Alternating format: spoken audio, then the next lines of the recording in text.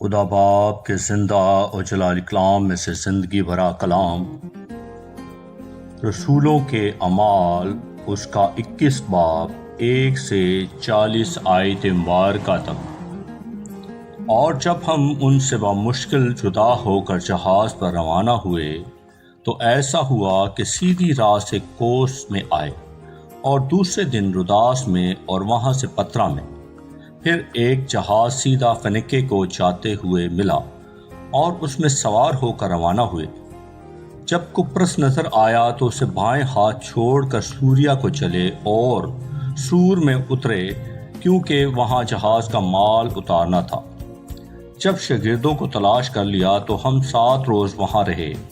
انہوں نے روح کی معرفت پالوس سے کہا کہ یروشلم میں قدم نہ رکھنا، اور جب وہ دن گزر گئے تو ایسا ہوا کہ ہم نکل کر روانہ ہوئے، اور سب نے بیویوں اور بچوں سمیت ہم کو شہر کے باہر تک پہنچایا۔ پھر ہم نے سمندر کے کنارے گھٹنے ٹیک کر دعا کی اور ایک دوسرے سے ودعا ہو کر ہم تو جہاز پر چڑھے اور وہ اپنے اپنے گھر واپس چلے گئے، اور ہم سور سے جہاز کا سفر تمام کر کے پتلیمس میں پہنچے اور بھائیوں کو سلام کیا اور ایک دن ان کے ساتھ رہے۔ دوسرے دن ہم روانہ ہو کر کیسریا میں آئے اور فلپس مبشر کے گھر، جو ان 7 میں سے تھا، اتر کر اس کے ساتھ رہے۔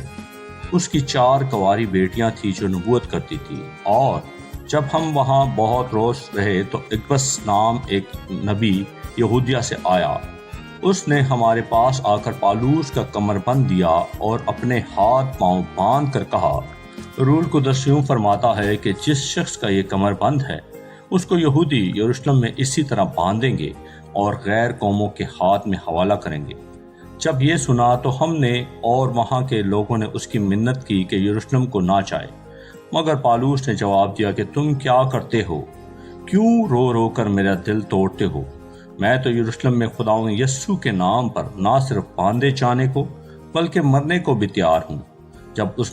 جب اس نے نہ مانا تو ہم یہ کہہ کر چپ ہو گئے کہ خداوند کی مرضی پوری ہو۔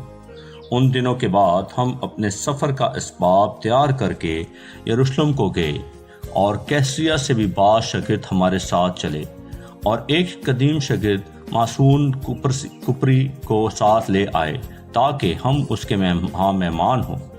جب ہم یروشلم میں پہنچے تو بھائی بڑی خوشی کے ساتھ ہم سے ملے، اور دوسرے دن پالوس ہمارے ساتھ یعقوب کے پاس گیا اور سب بزرگ وہاں حاضر تھے۔ اس نے انہیں سلام کر کے جو کچھ خدا نے اس کی خدمت سے غیر قوموں میں کیا تھا مفصل بیان کیا۔ انہوں نے یہ سن کر خدا کی تمجید کی، پھر اس سے کہا، اے بھائی، تو دیکھتا ہے کہ یہودیوں میں ہزارہا آدمی ایمان لے آئے ہیں، اور وہ سب شریعت کے بارے میں سرگرم ہیں، اور ان کو تیرے بارے میں سکھا دیا گیا ہے کہ تو غیر قوموں میں رہنے والے سب یہودیوں کو یہ کہہ کر موسیٰ سے پھر جانے کی تعلیم دیتا ہے کہ نہ اپنے لڑکوں کا ختنہ کرو، نہ موسوی رسموں پر چلو۔ بس کیا کیا جائے؟ لوگ ضرور سنیں گے کہ تو آیا ہے، اس لیے جو ہم تجھ سے کہتے ہیں وہ کر۔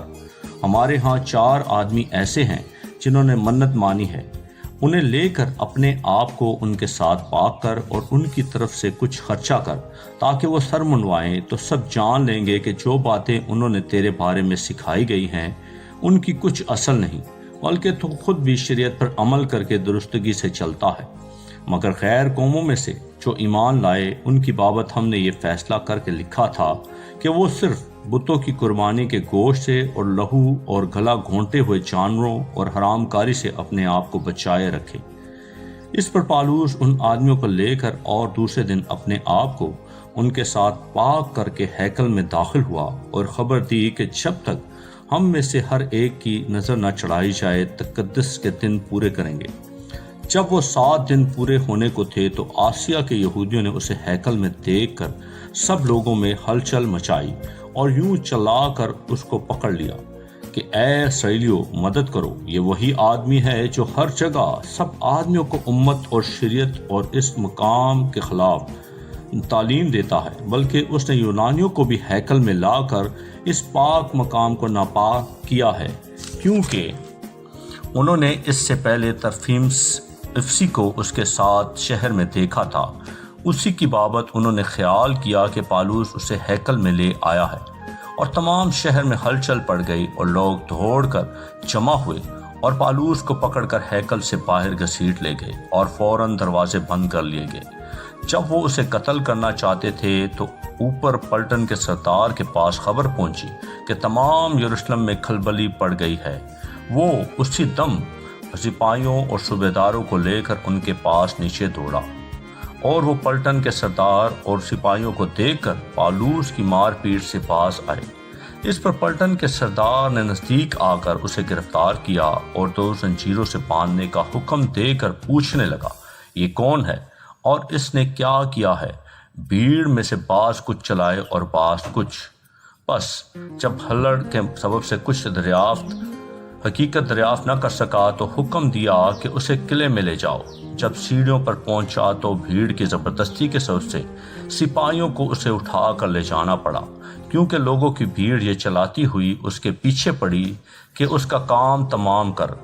اور جب پالوس کو قلعے کے اندر لے جانے کو تھے تو اس نے پلٹن کے سردار سے کہا، کیا مجھے اجازت ہے کہ تجھ سے کچھ کہوں؟ اس نے کہا، تو یونانی جانتا ہے؟ کیا تو وہ مصری نہیں جو اس سے پہلے غازیوں میں سے 4000 آدمیوں کو باغی کر کے جنگل میں لے گیا؟ پالوس نے کہا، میں یہودی آدمی کلیکیا کے مشہور شہر ترسیس کا باشندہ ہوں۔ میں تیری منت کرتا ہوں کہ مجھے لوگوں سے بولنے کی اجازت دے۔ جب اس نے اسے اجازت دی تو پالوس نے سیڑھیوں پر کھڑے ہو کر لوگوں کو ہاتھ کے اشارہ کیا۔ جب وہ چپ چاپ ہو گئے تو عبرانی زبان میں یوں کہنے لگا کہ آمین۔ پاکلام کے پڑھے اور سنے جانے پر خدا ان کی برکت ہو، خدا ان کا شکر ہو، آمین۔ اس زندہ اور جلالی کلام کو زیادہ سے زیادہ شیئر کریں تاکہ لوگ سن کر برکت پائیں، آمین۔